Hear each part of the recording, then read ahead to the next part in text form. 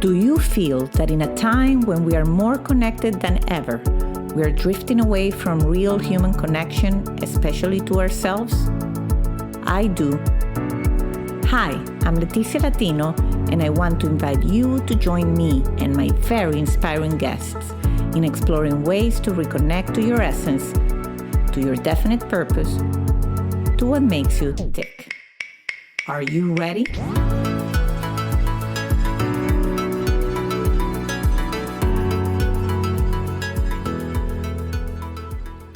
Hello, everybody, and welcome to a new episode of Back to Basics, Reconnecting to the Essence of You.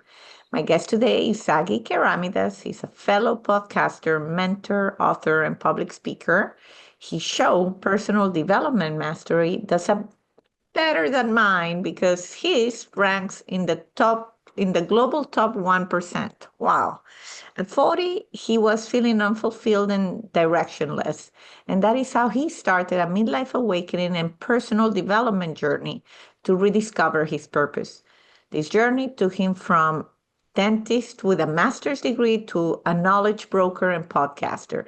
This journey of transformation also led him to publish his first book last year, 88 Actionable Insights for Life, which is about how to take your personal development journey to the next level. Hello, Aggie, and thank you for being in Back to Basics. Hello, Leticia. Thank you for the invitation. I'm looking forward to this conversation. Well, when I read your background, it's like you are the definition of why I have this podcast, like about rediscovering, getting unstuck, connecting to purpose, connecting to what makes us tick. So I know this is going to be an amazing conversation.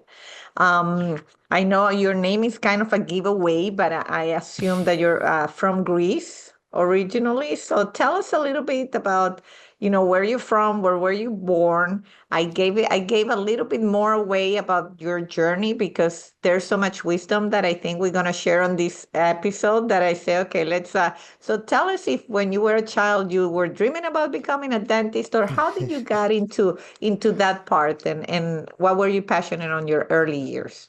It's an interesting way to start the conversation. Yes, I was born in Greece. I actually lived in Greece until I was about 35 when I moved to the UK.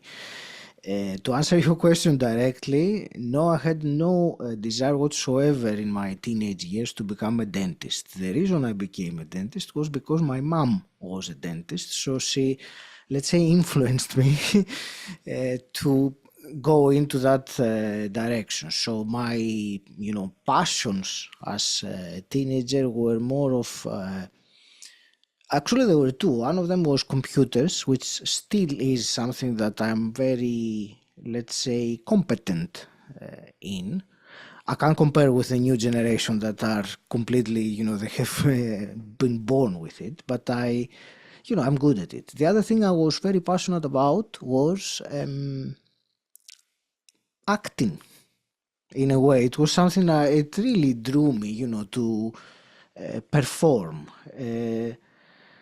Dentistry, of course, had nothing to do with all that, but that, since you said that was my, and I will bring it a little bit more to closer to the time. So I went to university, I studied dentistry, I had a dental practice next to my mother's in my hometown. So very, very, the life that in a way is expected. It is, what's very easy for someone, especially, in that time in Greece. It was very, very, conservative society. I was in a small town. So I did follow, the script, if I can call it that, of how things would be. Up to a point where in my mid-30s, I found myself very unsettled, very, not really wanting to carry on my life there. I was engaged to be married, I had a practice. I was, on the outside, I was successful, but I was not really fulfilled. I didn't want to. There was something, it's a lot of things I could say about it, but let's just say it was an uncomfortable feeling. At the same time, I had a very deep desire or inspiration about England at that time. I mean, I would look at the photographs or listen to the music, the pop music of the 90s. Mm-hmm. And I was very much fascinated about England. So eventually I realized that there was a strong calling for me to go there. It was not an easy decision, and I will fast forward, but at some point in 2010, I went on my own in the airplane with two, suitcases in my hands and a one-way ticket to a destination that was calling me, and I was both hopeful and fearful.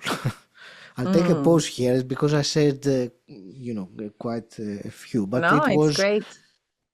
yeah, it was the decision that defined really my life. Obviously, I Mm. changed country, and that is enough to change a lot of things.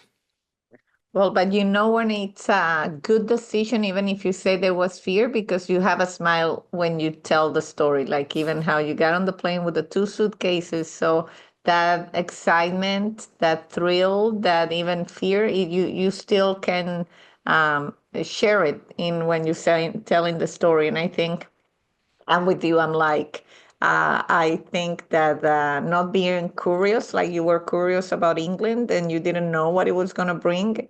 And I love that you shared that because you said you followed the script. You were a dentist. Oh, well, you are a dentist because that you don't lose.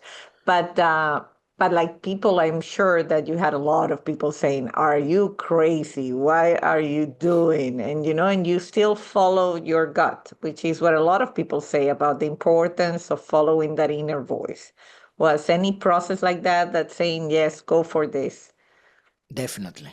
Yes, absolutely. It was, one thing I remember even now, it's been a long time, but I still remember it. I used to daydream when I was still in Greece and I was starting, to make the decision and I was starting to apply, before anything was final. But when I had, let's say, started moving towards that direction, I remember I used to catch myself daydreaming about how my life would be in Mm. England if I was there. And I remember that when I would, realize, okay, get back to, the present moment rather than daydreaming, I had a big smile on my face because what I was imagining was something very, it brought me happiness. So that was, something I remember now as one of the elements.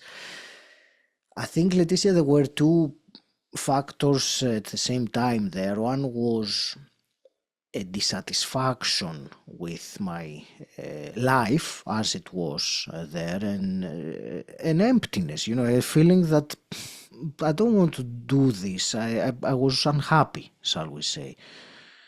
Uh, and the other, so that was one part, was the dissatisfaction, the desire to move away from that pain that I was experiencing, metaphorically speaking. And the other was the desire for something better, for a promise, for a calling, for something I was excited about without having any idea, how it would be like. So I don't want to. I don't want it to make it sound like it was something that, yeah, just like that. I said, let's do it and leave behind, friends, family, fiance, and go on my own on a different country.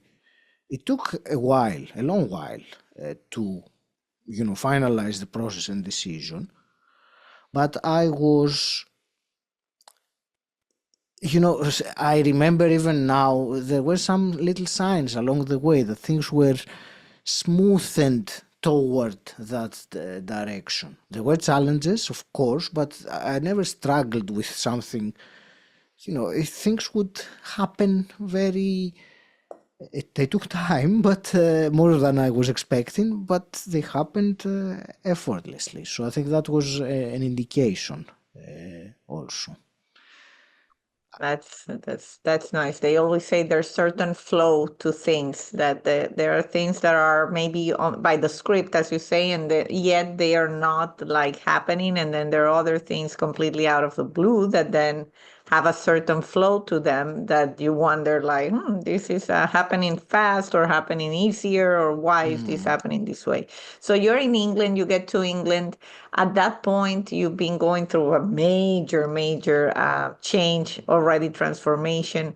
Did you decide then to, make the change right away, pursue some different way of, making a living because you were working, you had a practice as a dentist. Did you go back did you go to London? Because I think, oh, London, England, and pursue that? Because I think a lot of the one of the main things that keep people stuck is like, I have to leave, I have to have a check, I have to. So maybe you had some savings, but that's kind of the biggest excuse people give. It's a great excuse, you have to eat, but that economical certainty, I wonder, how did you go around? Yes, it's a good question, and it's very good to clarify because from that point of view, I had already secured a job, a position, while I was in Greece, and I had signed a contract. So, very shortly after I arrived, I had the work ready for me. At that time, the UK really needed dentists, and it was getting a lot from the EU, the European Union. So it was quite easy for me as a Greek citizen to, start working as a dentist in the UK, along with dentists, from all over Europe at that time.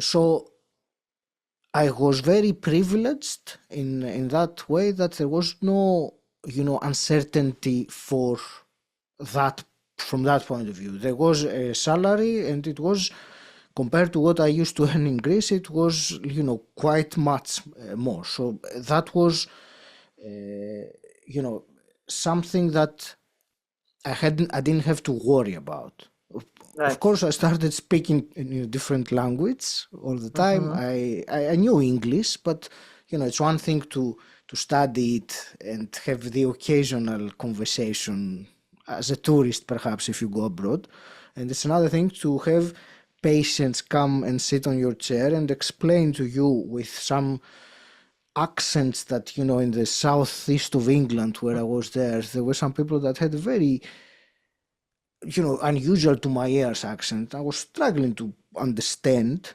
especially because they were talking about dental problems. It was not, it was a very specific conversation. So I had to go through other, challenges and adapt. The fact that I was on my own, I didn't know a single person there.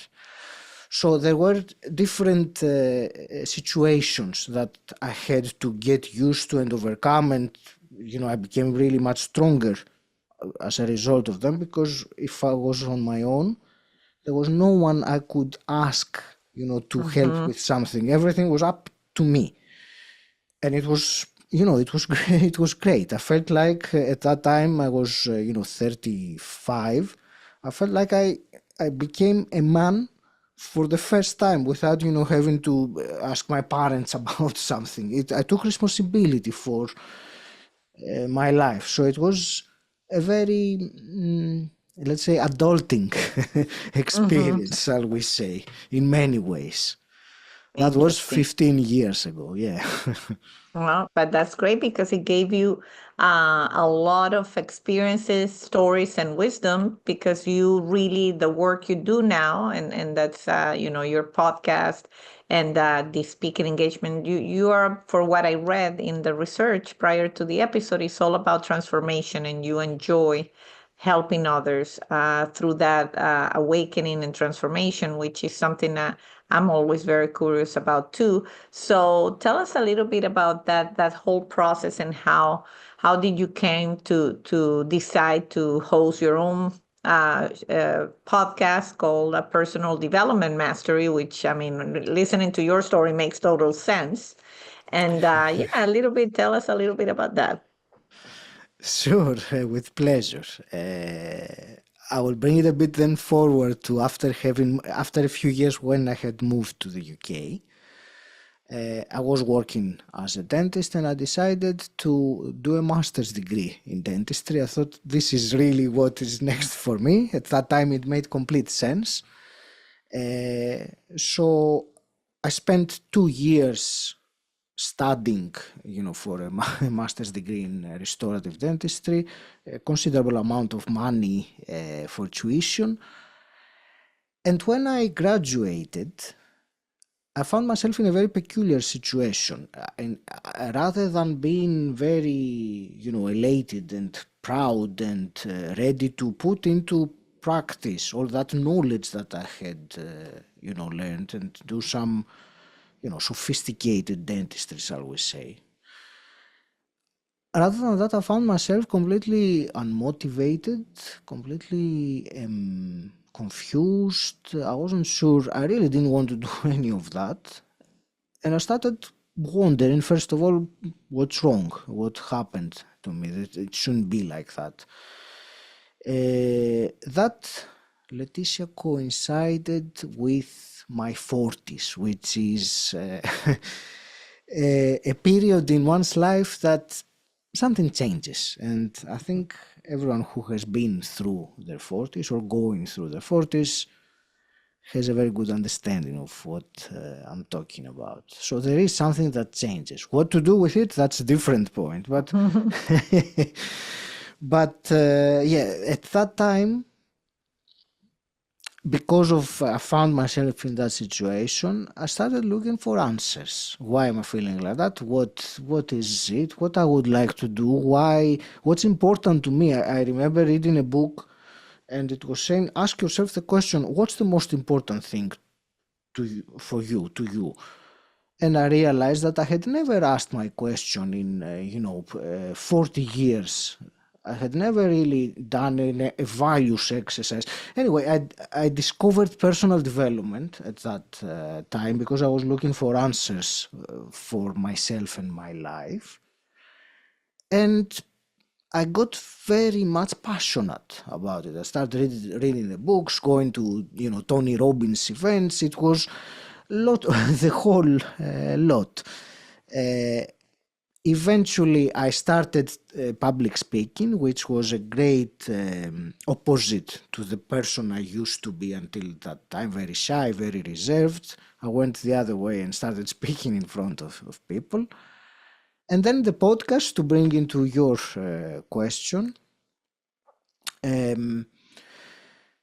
some point it intrigued me. I had just started doing public speaking. I realized how much I enjoyed speaking and how much, and actually I will say that I think it's important that now I understand the value that people get from what I share because they have told me.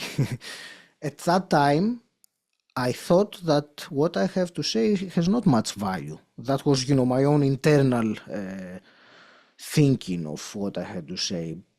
But, with that process, having feedback from people, then I realized that this is something I would like to do more of. Speak. And the podcast I was very much intrigued about it. Perhaps now that I think about it, as a boy and a teenager, I was fascinated with radio. I used to go to the radio station of my town and, watch the guy speak. So maybe I picked that from there as well. Once I started podcasting, I realized that there is something there for me. It was very clear to me that I had a deep passion for it. And here we are, almost 7 years later, and 500 plus episodes among my other podcasts as well. So, I discovered. How did you say it earlier? What makes me tick? What makes you tick? Well, it's so interesting. It's fascinating because you also mentioned acting when you were younger, that you like acting and that performance kind of thing. When you do public speaking, there's a lot of that, So I always find it, that's why I always ask that question, because sooner or later, somebody that's on a journey of really reconnecting to their essence, there's aspects of them and what everybody says and they share, it's like, maybe it's not how I imagine. Maybe I didn't become an actor, but then I'm doing public speaking, or I'm doing a podcast, or I'm doing something aligned with that. And I think that it's incredible. And so, yeah, and as a fellow podcaster, I have to say, A, you started way before everybody else. So you were a visionary in the sense of how big podcasting was going to be. Because I even feel, and I started in 2019, and when I compare how many podcasts there are now, I mean, it's nothing compared to when in that at that time. Although it started, I mean, podcasting has been around for a long time, but not in the way where now you hear, oh, I'm listening to this podcast, and almost everybody has, already their favorites. So that, congratulations. It takes a lot of consistency and discipline to get to so many episodes. And so, and the format, in a way, it's very similar in terms of the personal journey of personal discovery, of awakening. So, and you coach people also. So why don't we jump a little bit into that, into anybody, let's say, people listening to this. It says, oh, a lot of what he's saying resonates. But, like, again, what do I have of value? I think that is very important. Like, say, why would people come see me if I act or do? So how do you recommend your clients, that people that are stuck? You are big on actionable things that we can suggest. Yes. What can we suggest to anybody that is agreeing with everything, but they feel stuck? They feel, I don't know where to start. How do I do this? It's a great question and a big topic. When someone how we perceive, I will answer specifically, or anyway, I will begin answering by addressing what you said specifically about if someone does not feel that what they have to say is of value. Because I was exactly like this. The first thing to realize is that that is common. There are these thoughts, and I realize that depending on how much one has done the inner work and understand some things about their own belief system, etc. But once you do that, you realize that believing that other people do not find that valuable, unless you have evidence for it, okay? Because if you speak to people and they turn the other way, maybe you need to consider that. But that's not what we're talking about. It's a completely internal, debilitating thing, like impostor or self-doubt. It is very common. So that's the first thing to understand, that it's not just you that has that. I have it, everyone, as far as they can honestly admit, they have it at one stage or another. I remember Barack Obama he would speak in the mirror and say, who am I to be the president of the United States? So it is a normal human thing. So that's the first thing. The second thing is what I will persuade and invite someone to do is to take some action towards getting some feedback of how much value is actually what you have to say. So if it is about speaking, try to speak. You can do a Facebook Live. You can do, I don't know, whatever, a video. You can go to a Toastmasters event, public speaking, which you don't have to speak if you don't want to, but it is an opportunity. By doing something, it is simple, but it is not easy, especially if one is afraid of speaking in front of people or afraid from the fear of judgment. It is not an easy thing, but it is simple. You just press, record and speak, or you just go to your Toastmasters local event and you get up and introduce yourself in front of 20 people or whatever. So some kind of action outside of the comfort zone that will give you a very good indication of whether what you have to say is of value or not, is I think it is a very practical, simple. Again, I will say it's not easy, but well done if you do it, because that's um, what comes now, Leticia, is that many want to change, but they're not willing to do what it takes to change, because change, unfortunately, it doesn't have. You can't pop the magic pill or push the button or something and then everything changes like that. You have to work the change. If you want to become healthy or have a toned body, you can't just do that overnight. It takes time, it takes practice, it takes discipline, it takes consistency. So it is the same. So I'm starting to go to different directions here. So I will take a No, it's pause. great. This is good. I think it's all valid, and I think I love what you say about it's not, it's easy, but it's not simple. It's simple, but it's not easy. I think that's one of the, ways. I know you're big on sayings and quotes. I will have your webpage, of course, on the show notes, but, I think that those, they help to keep you grounded and in place. So, and then, so we talk about the podcast and what you're doing, the coaching a bit. And then you also wrote a book, that you're big on being actionable, on giving people a way or a path or a framework towards self discovery, self development. So 88 actionable insights for life. That's an intriguing title. So congratulations on the book.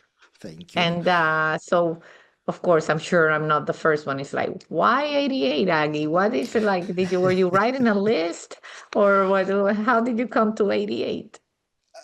I will tell you. Yes, it is. It's an interesting story actually, because initially when I thought I would write it as rather than the word insights, my prototype title was tips, personal development tips. That's what I had thought. Mm. And then I thought, okay, let's do 100. So the initial title was 100 because it's nice and round and it Mhm. sounded. When I was doing it, I realized that first I couldn't get to 100, so I Mhm. started running out when I was Mhm. closer to there.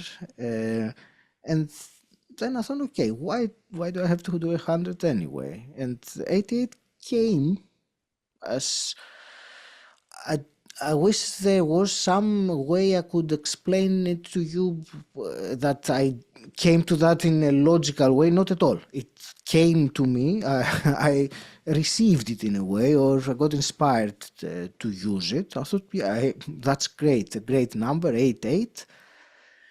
And since that time, I have seen the number 8 more in Mhm. my life, not only as a number 8, which is, but if you put the 8 on the side, is the Infinity. infinity symbol, Mhm. which is something that I, let's say, notice a Mm. lot around me nowadays. So that's, the story about why the number Well, I 88. love it. I love it because it's one that we are always,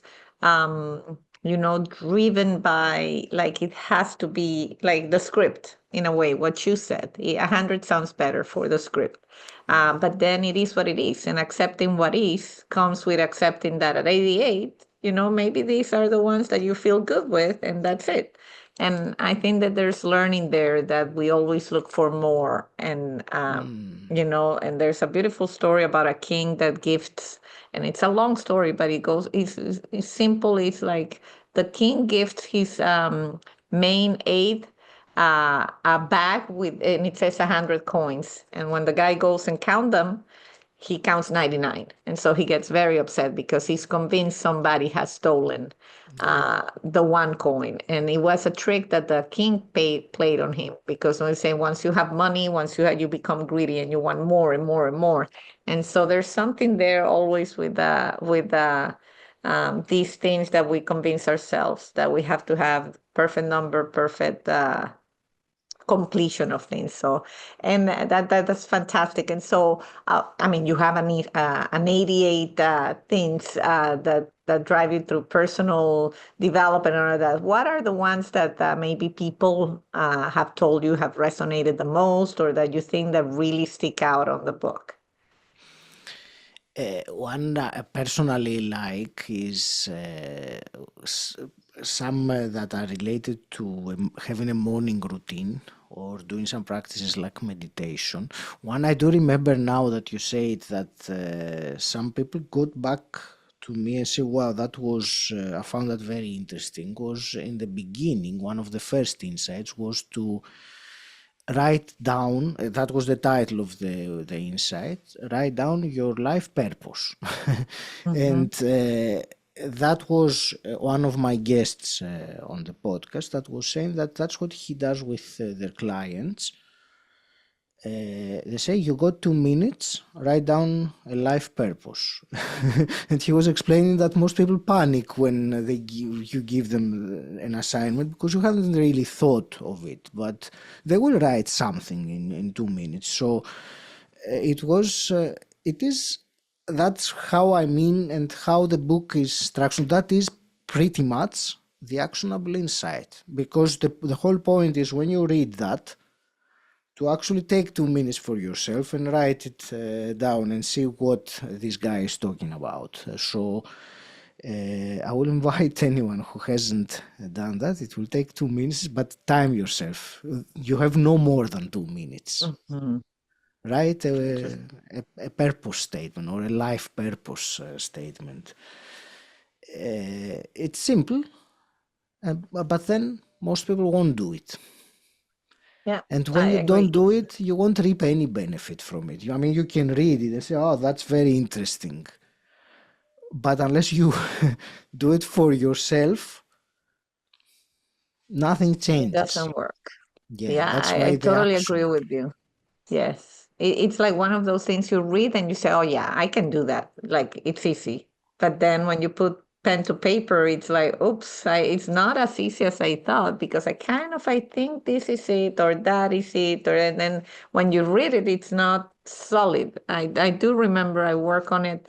Anybody, I think, that has a web page like you do, which is great, and it'll be on the show notes, and you can tell there's a lot of personal development time into what you write, because sometimes to say what it's that you want to achieve is not easy. Like, to me, I also draw inspiration from helping people get unstuck.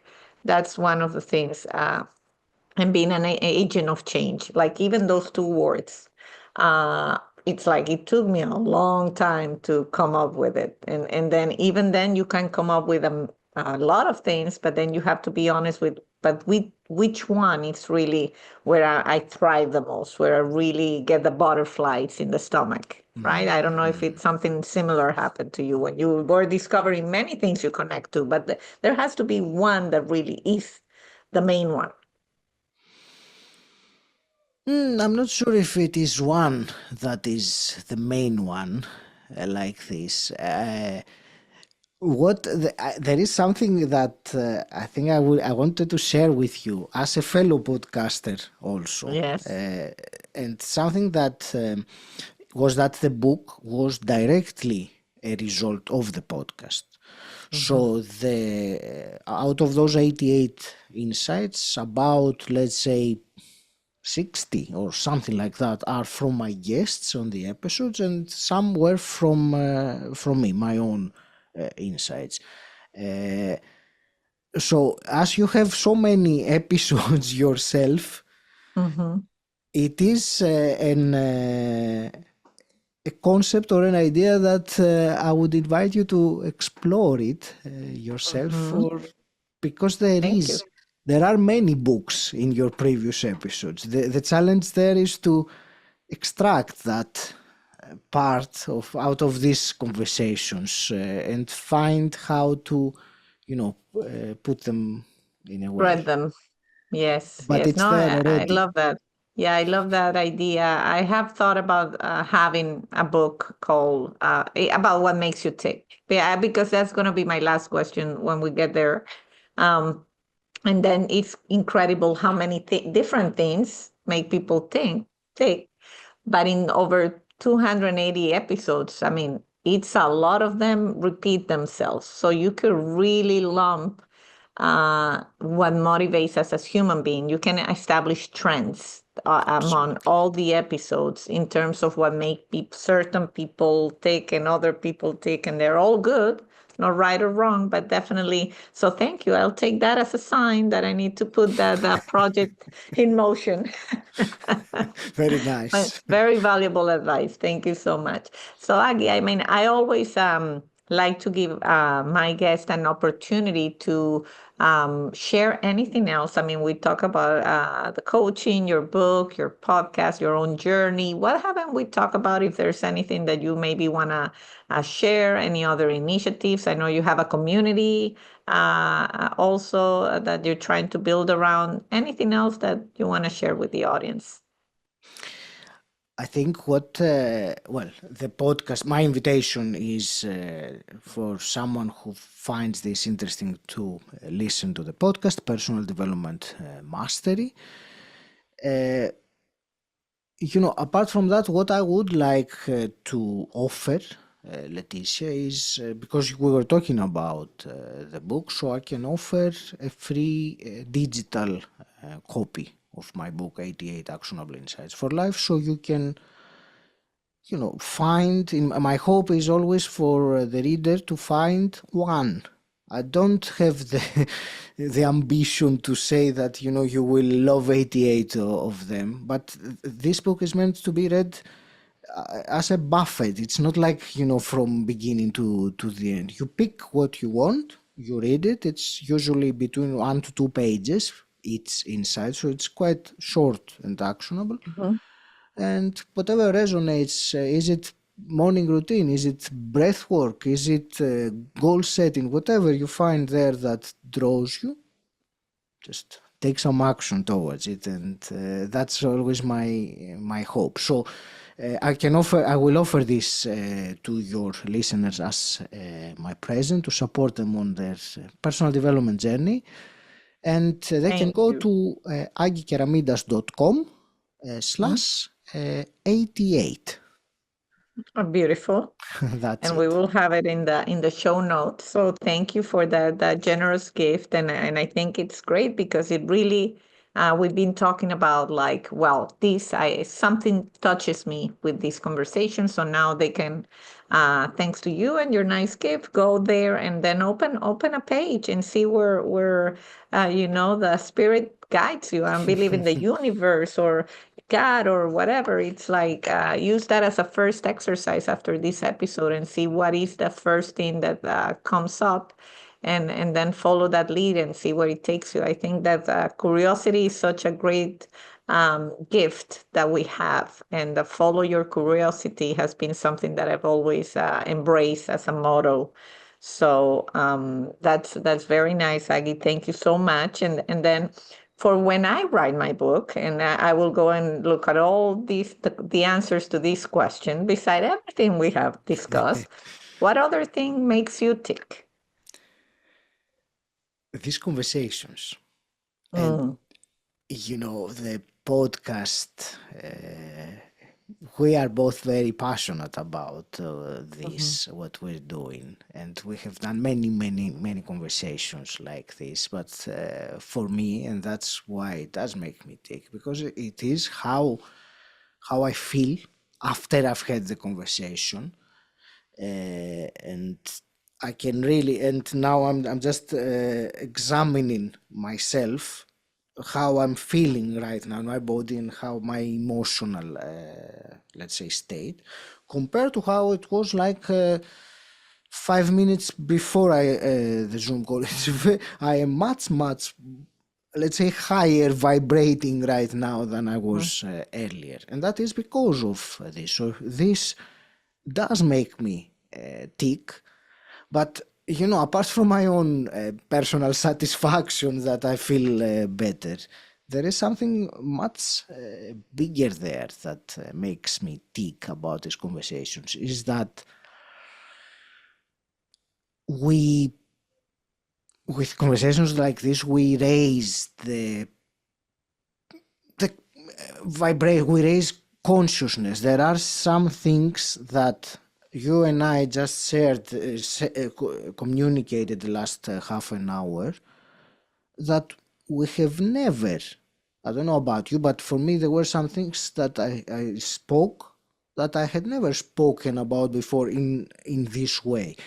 So that's something in a way new that came out, and that increases, and contributes to the, let's say, the transformation or the awakening of humanity, which is happening in these times. So of course it makes me tick, like this, contributing to this wave of change. I love that. And I totally, inspire conversations make me tick. And that's why we do the podcast. So in that sense, that's why we connected. And I think something that's on your webpage and we didn't talk about, but it's about finding your tribe. And I think when you find someone, you align with your mission and you find something you like, then things like this happen. We both kind of, our energy, as you say, raises. I go in and I'm in the US, so my day started. And sometimes it's hard through the business day and your normal job. Okay, I normally tape, X amount of episodes a month. And sometimes it's busy and you're like, oh my God, I have to do this. And then you do it, just to your point, and you say, my day is just completely transformed.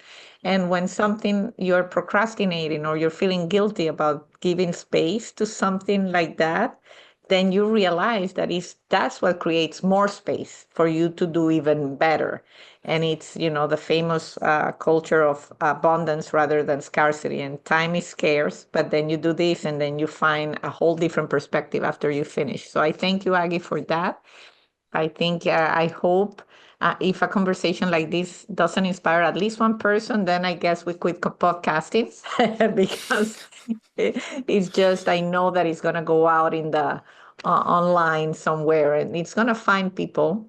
And it's going to find, obviously with somebody as successful as you with the podcasting, I know it's going to find whomever listens and needs to listen to it. And I thank you for taking the time and being part of Back to Basics. Thank you very much for having me. It's a real pleasure. Thank you so much. And to all of you out there, if you like this episode, please rate and review and share it with anybody you know. And please don't forget to download Aggie's book and go and do one thing out of that book and you'll see what the results will be. Take care. You've been listening to Back to Basics. You can follow us on Instagram and Facebook. If you haven't yet, subscribe, rate, and review this podcast on Apple Podcast or any of your favorite streaming platforms. This is the best gift you can give us. Join me next week for another Back to Basics conversation. And if you want to find out about other exciting things I'm working on, visit leticialatino.com. Thank you, and until the next time.